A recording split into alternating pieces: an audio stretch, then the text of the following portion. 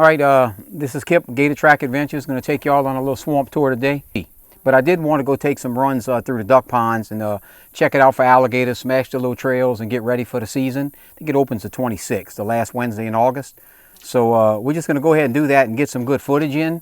And it's sort of like a preliminary alligator scouting adventure. And be a good little marsh ride, swamp ride, swamp tour all in one. So jump on board.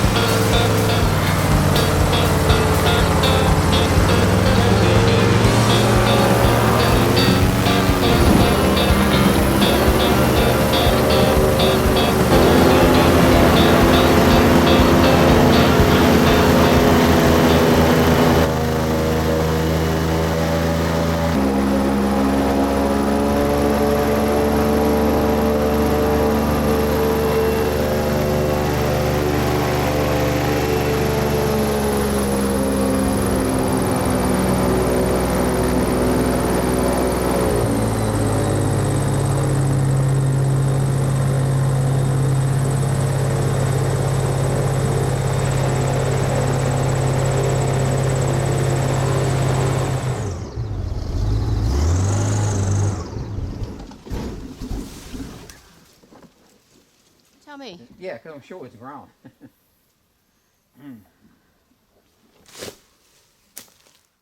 All right, I just wanted to get out here and show y'all it's a real rarity out here on this section of the marsh that we have. We actually have ground here. This is all a big floton. It's all used to be pretty much lakes all around us. So all the marsh grass that you all guys are seeing, if you was to rake all of the grass, the trees, just rake everything out the way, it would be a big lake. This particular, when you see an oak tree, a live oak like these two big live oaks behind us, this is hard ground. And this is the Indian mound that I told you all about earlier. I talked about, I don't know if they were the Houma Indians or whatever Indian tribe was back here. This is, you can see clamshells. This whole, the lake, the Zalmans and everything used to run in here. So this whole area is clams. When we dug our buggy and we dug this Trenas to go through with the airboat, we just dug buckets and buckets, scoops and scoops of clams. So that tells me like the lake used to come through here, the lake and some brackish water. But it's the only land we have. You got about a 2-acre chunk of ground. It's sinking and getting lower and lower. But at one time there was a big camp right here, and from the wharf of the camp, it was all water. Everything we just filmed was wide open water. And this is what we have now. Still got the island, the Indian island. That had to be a tough life living back here for the Indians. I guess carving their little dugouts and whatever they did. I don't know what the hell they hunted with and ate. It had to be a brutal life with the bugs. But this is it. 2 pretty oak trees. Real nice for a camp spot too. It's still high enough for that, but it's the only high ground we have. So I thought I'd stop. Oh, let me see something else I could show y'all. An apple snail. Here we have shell for an apple snail.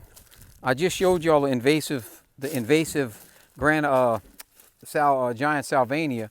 This is the shell for an apple snail. The apple snails have taken over back here, and just in the last few years, they eat grass. Yeah, they eat grass, and it's supposedly detrimental to the environment. You'll see the pink eggs laid all over limbs and stuff on the edge of the water. I think they said they're kind of poison. You're not supposed to fool with the eggs. I did read where baby alligators and turtles, different things, will actually eat the snails, but overall they're a nuisance and don't belong back here. This is just a shell from washed up, but they have them all over. They're just invading like everything. Nothing good ever invades us. We're never going to get a grass that ducks just love, or a plant that grows up and pulls in deer from 30 miles. You're not going to have it. It's going to be some kind of Chinese buck-toothed deer fly that, you know, stings you within a quarter second of landing on you and whelps you up. I don't know why it goes that way, but it seems like that's always the case. You know, so if it ain't the Fouchette on the Nutra, it's giant Salvania or water hyacinths or apple snails. It just never ends, you know. We're always behind the 8 ball. So, all right, let's get aboard. Continue. And you see this right here, Donna? This is the smaller Salvania. The giant was the big pods that I pulled out the pond. This is common, what they call common Salvania. It doesn't belong here either. So we got common and giant. Neither one of them are worth a crap. So that's what we're up against. All right. I'm gonna have to push the boat back, Donna, to get us out here though. Let me get you back this way. Believe it or not, I probably caught 8 or 10 gators, right? This is a deep, very deep water right here. Deep pocket. I mean 10, 12 foot of water. So I always tie to that old willow. You see my old strings tied? Tie a gator line right here to that pole. Never caught a big one, but I've caught a lot of 7, 8 footers here. Plenty of them. Gonna be another one in about 2 weeks. All right, let me crank up and hit on.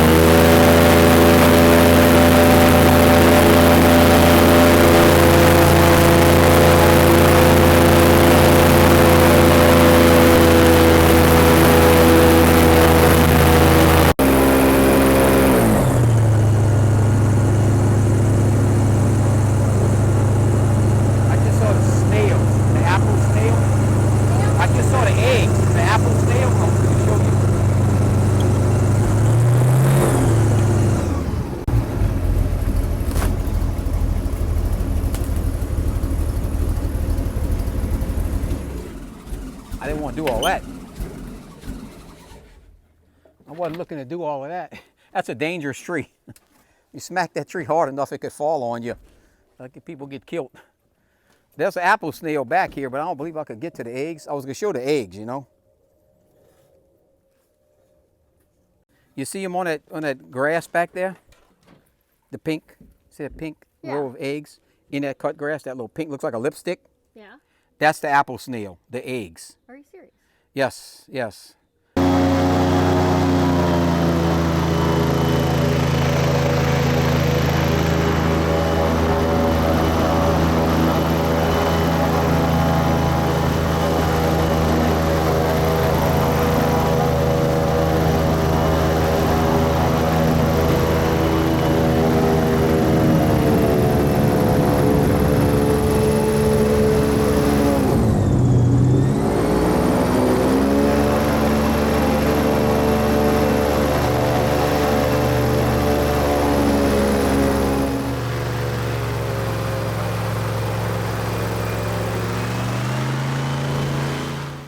Land ho! So it's been a real good boat, but airboats run high RPMs. I mean, they're expensive to upkeep. You know, we probably burns 10 gallons of fuel an hour. Those Kevlar, the prop blades are, I don't know, $600-800 a blade, not counting the hub.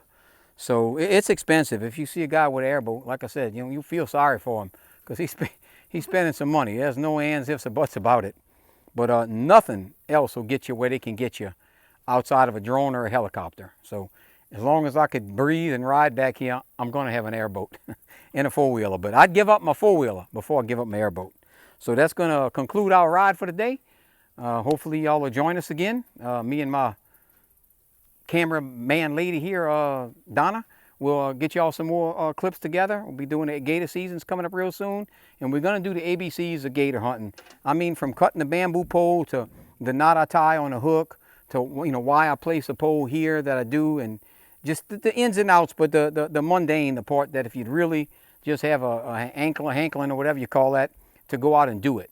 You know, not the TV version, because look, I had a show on TV and it's a little bit different operation. It's legitimate what they do to catch them, but it's not quite the same as what you do back here, you know. You don't want to have that alligator fighting and thrashing and acting all crazy. You want to, as soon as his head, before it even breaks the water, you want to just shoot it and get it over with. Make it easy on him, make it easy on you. Because if he's fighting and acting crazy and you're trying to pull him in a boat and the hook is almost ready to break or about to get loose, you just lose the gator and you know, best thing to do is just shoot them, put them in a boat with as less ripples as possible. That's my goal. So, all right, I enjoyed the day. Hope y'all did too. That's it. We out.